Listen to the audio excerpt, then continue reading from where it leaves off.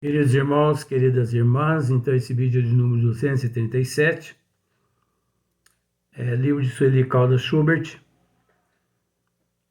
Obsessão, Desobsessão, tema, o processo de autodesobsessão. Então, é uma sequência o que nós estamos comentando, nós não estamos contando história nenhuma, é uma sequência do que Sueli aqui, né, descreve e nós esmiuçamos. Porque se não for assim, muitas pessoas não ficam sabendo dos pormenores. Então, por exemplo, quantas mães, quantos pais, vamos colocar assim, né?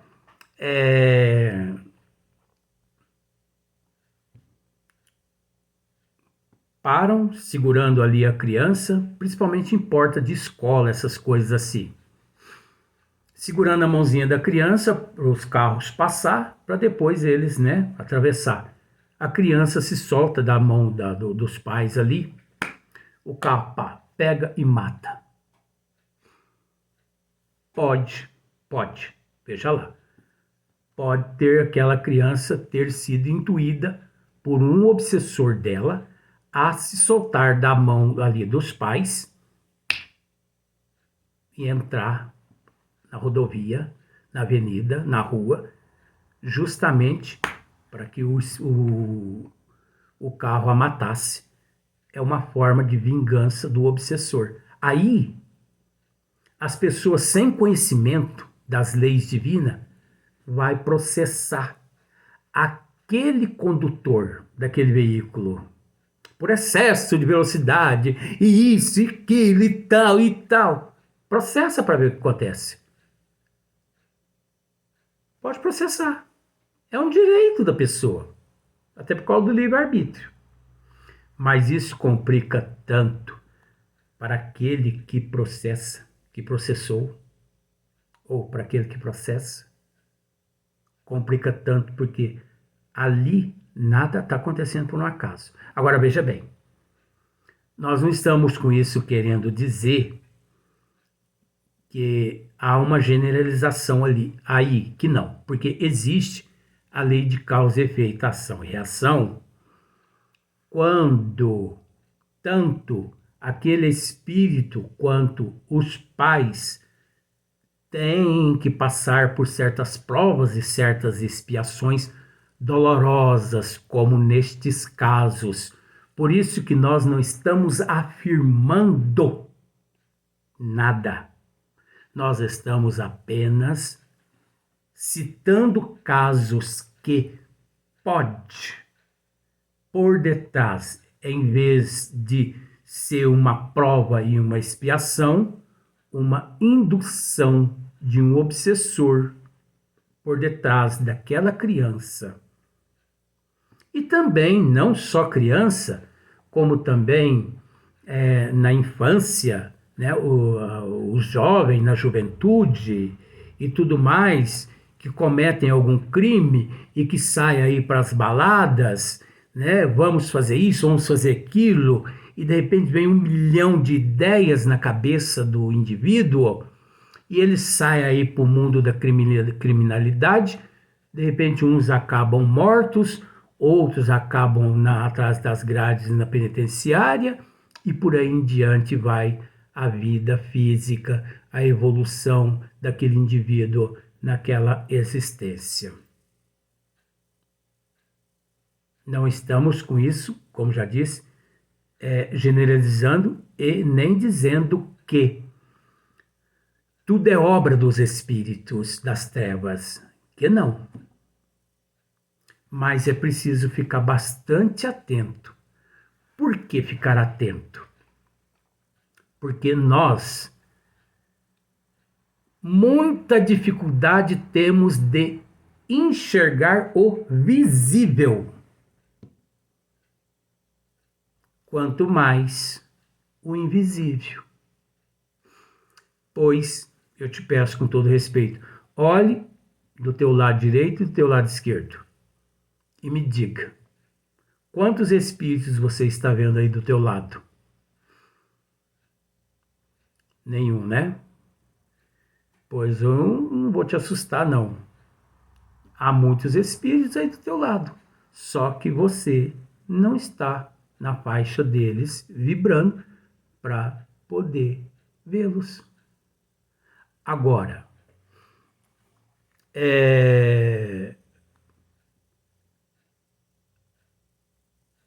olhe, vamos pensar assim, olhe para o sofá da sua casa.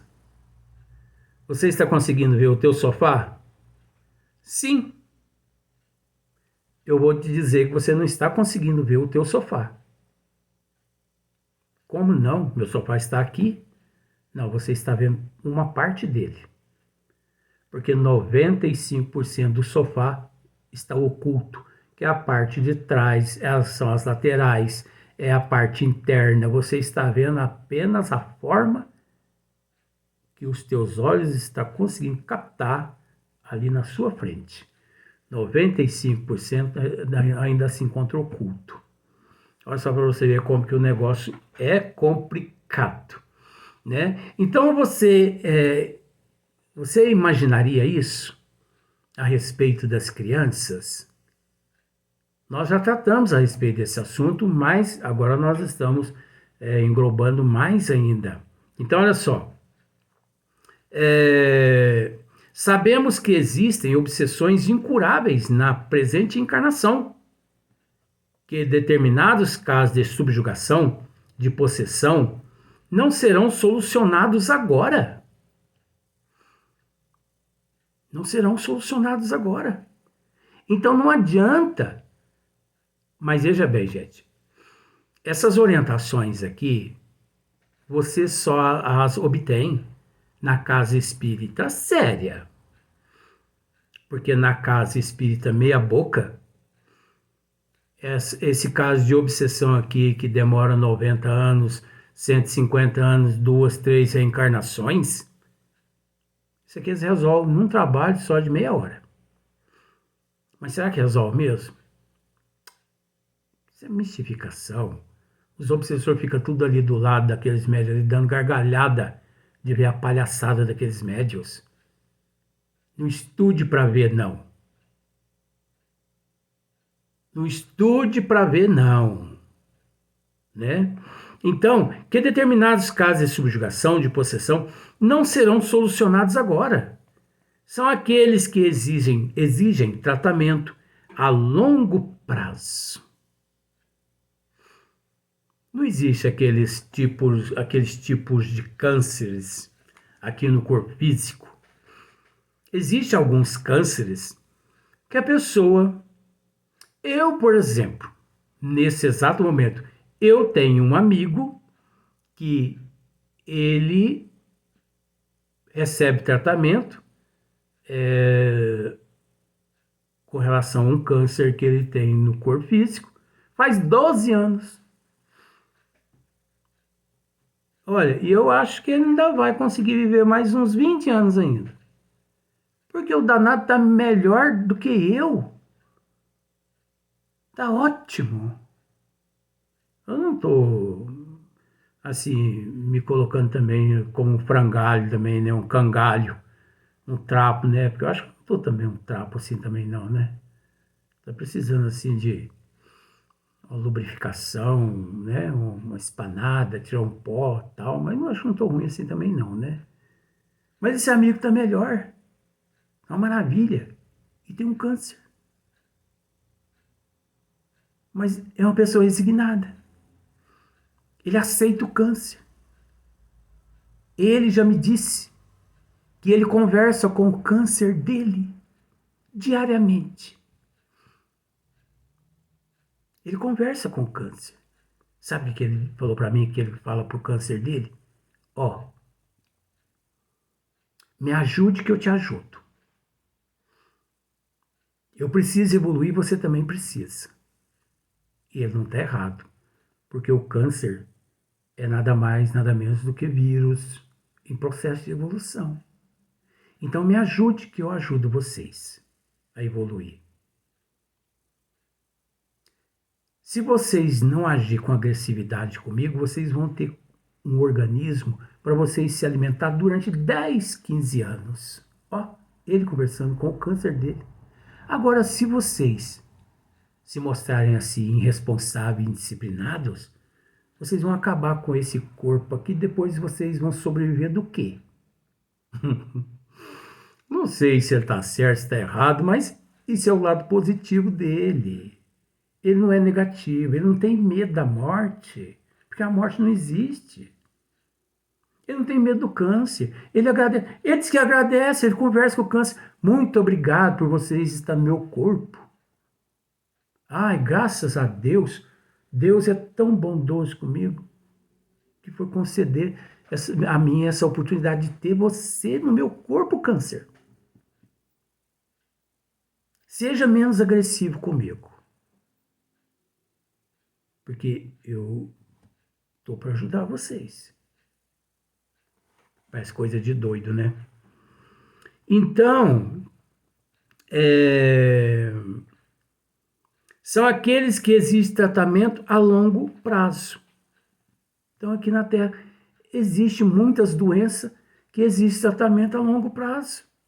Olha para você ver o soro positivo. Soro positivo, 2024. Já há muitos anos, né, que existem alguns coquetel, né, que a pessoa desencarna com outros problemas, mas não desencarna com o HIV. Pessoa 20, 30, 40 anos com HIV e não morre, morre de outra coisa. Então, a longo prazo. Agora já tem aqueles mais agressivos. A mesma coisa é o caso da obsessão. São aqueles que existe tratamento a longo prazo. Então, existe aqueles casos, porque cada caso é um caso, existe aqueles casos de obsessão que exigem um tratamento a longo prazo, 60 anos, 80, 100 anos, 2 encarnações, 3 reencarnações, 4 reencarnações. Gente, o que significa 500 anos para Deus? Como tem uma historinha, né? Parece que chegou uma pessoa e falou para Deus assim: o que significa para o Senhor, Deus, o que significa para o Senhor 10 bilhões de anos? 10 bilhões de anos, meu filho, significa um segundo.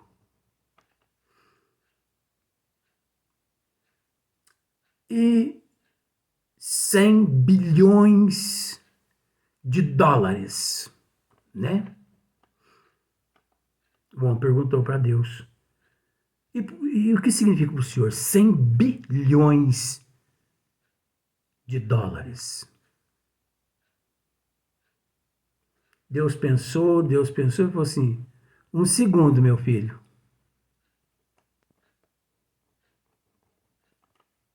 Um segundo? Um segundo.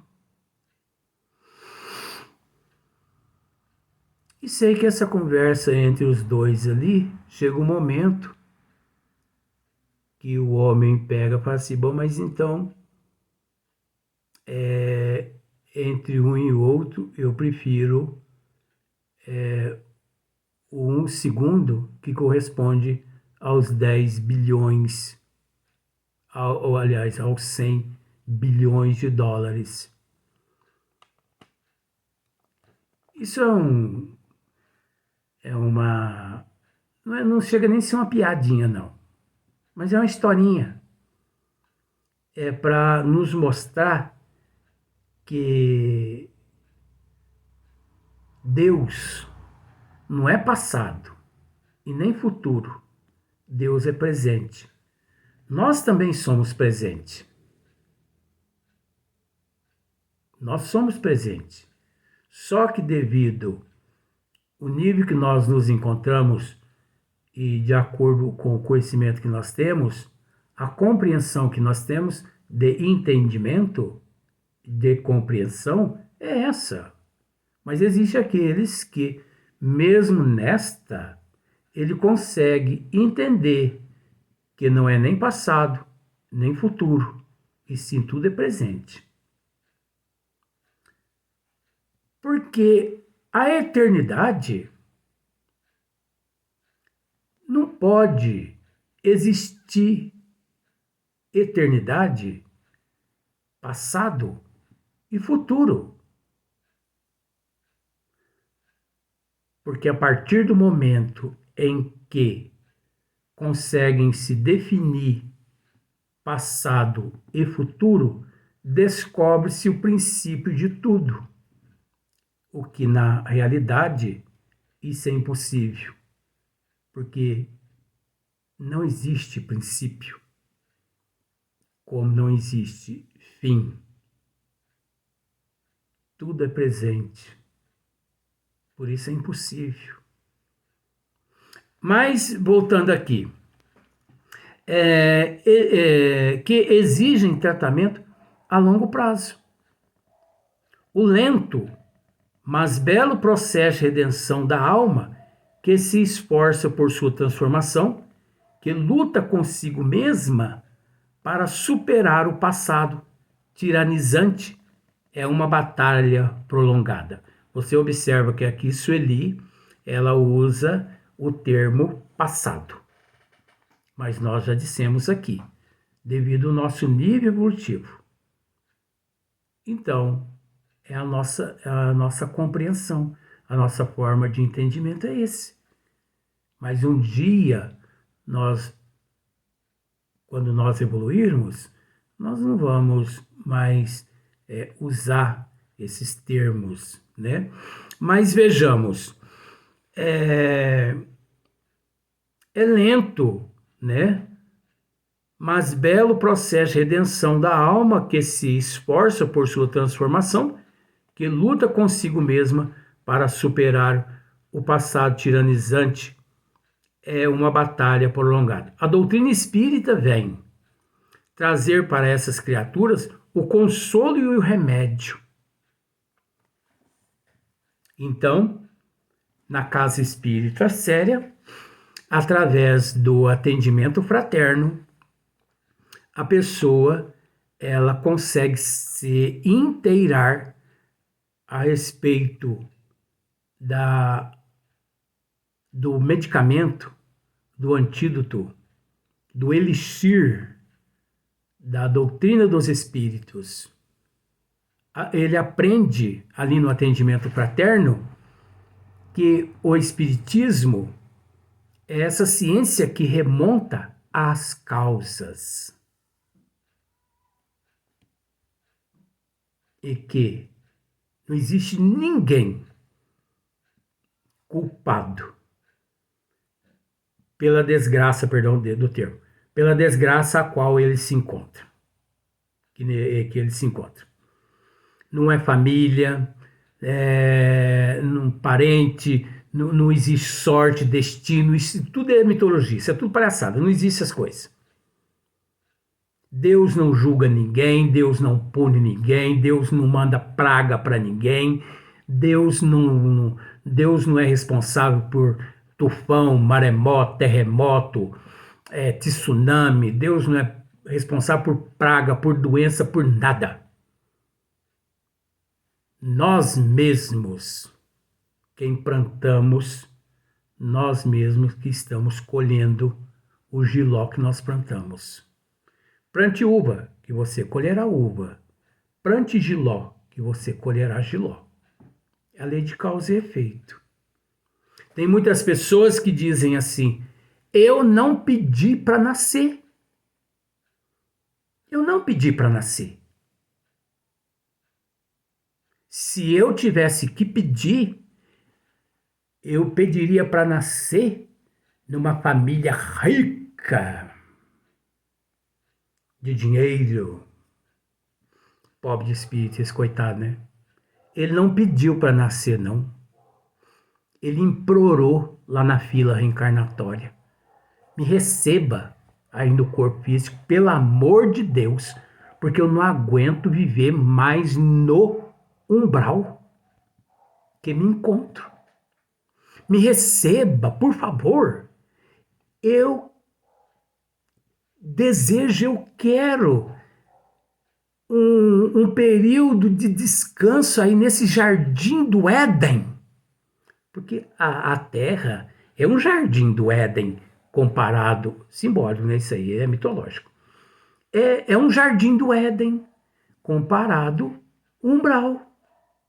As pessoas não têm noção do que é umbral, gente.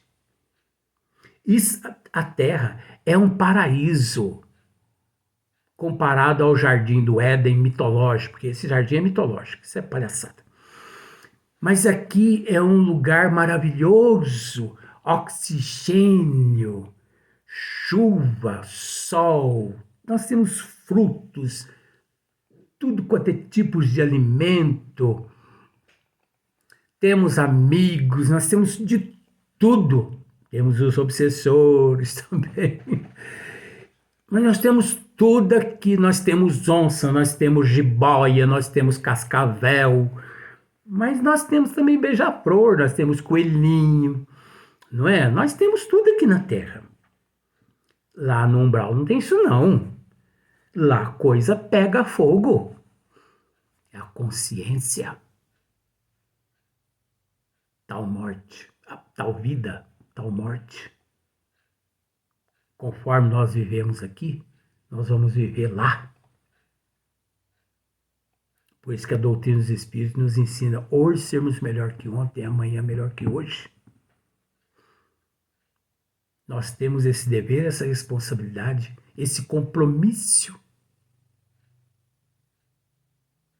com Deus, com Jesus, com a humanidade e com a própria pessoa, né? Com nós mesmos, né? Nós temos esse compromisso de responsabilidade. Então, as pessoas que dizem isso, eles são ignorantes.